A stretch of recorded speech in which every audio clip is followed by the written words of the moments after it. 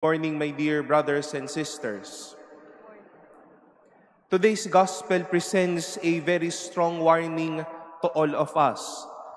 Though we've heard a story on how John witnessed a certain person driving out demons in the name of Jesus, though that person was not part of their circle, we heard Jesus saying to John, "Do not prevent him.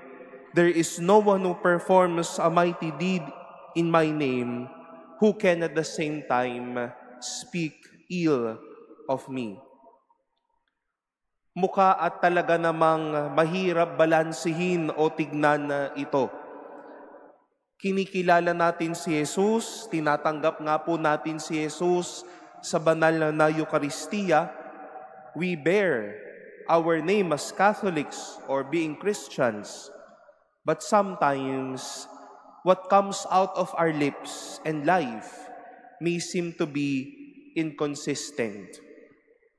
We say that we are followers of the Lord, but sometimes we are the ones running off or pursuing bad words.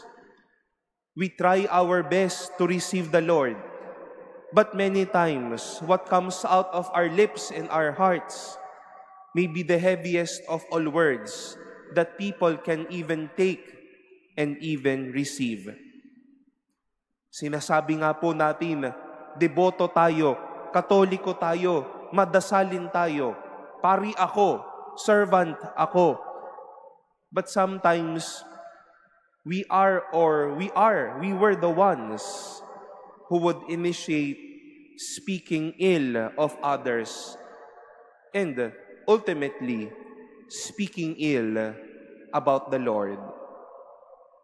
It is sad to say that we brag or we are too proud to say that we are disciples of the Lord, but then we speak ill of the Lord and of others.